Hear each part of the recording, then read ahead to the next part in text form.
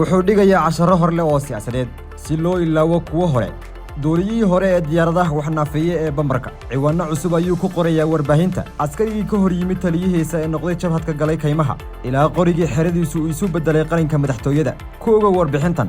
shantii sane ee uu xukunka hayay madaxweyne muuse biixi cabdi iyo waxyaabihii ka dhacay Somaliland wiil yar oo nolosha ka soo bilaabay miyi oo noqday dabadhoon uga gudbay geljire kadibna u soo wareegay nolosha magaalada kana bilaabay waxbarashada hoose dhexe sare iyo culumta diinta kadibna noqday askari amar qaata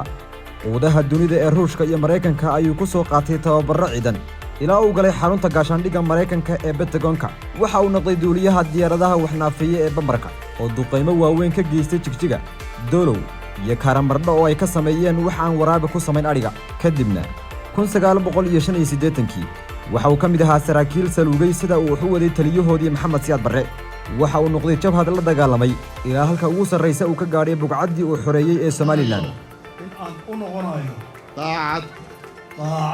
waa madaxweynihii shanaad ee Somaliland oo dhamaystay 5 sano oo xukun madaxweynaha waxa uu xilka la wareegay 17 November ee sanadkii 2017 shanta sano waxay ku bilaabantay iyadoo ay jiraan abaaro xooggan sicir barre ballaaran oo aafiyay shilinka ayaa ku xigay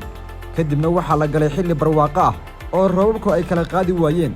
ilaa magaciisa lagu ladhay roobka oo loo bixiyay Muuse Rooble aafadii COVID-19 ayaa timid oo malaayiin qof ku dishay dunida Somalilandna ay kaga dhinteen boqolaal qof xukuumadda madaxweyne Biixi waxa ay suurto gelisay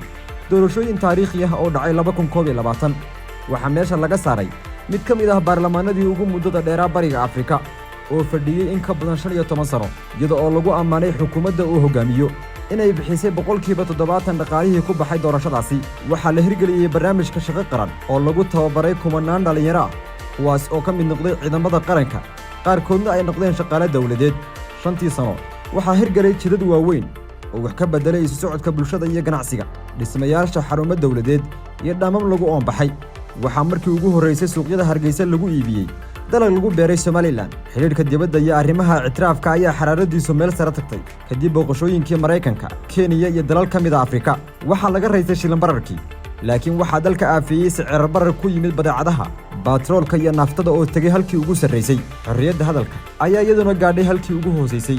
sida ay qaban dalalka dusha ka daawada Somaliland bilowgii sanadkan 2022 waxa Somaliland ka dhacay aafadii aanay nafuhu ku bixin balse ay ku gubatay hantidii taalay suuqa waaheen ee magaalada Hargeysa taasoo gurmadkeeda aan loo kala xadhin shantii sano ee la soo dhaafay madaxweyne Muuse dabci ahaan la mid ma ahayn madaxdii hore ee Somaliland ma degana madaxtooyada gurigiisa ayuu toos u tagaa mararka qaarna waa buu u lugeeyaa carruurtiisu waxa ay joogaan dalka oo ay wax ku bartaan kuna dhaqmaan waa siyaasi iska ilaaliya dhaqamada reer galbeedka ma hor keena kaamirada xaasaskiisa sida madaxda kale marka uu u baxayo safarada weli waa hogaamiye isku haya awoodda xisbigiisa iyo dalka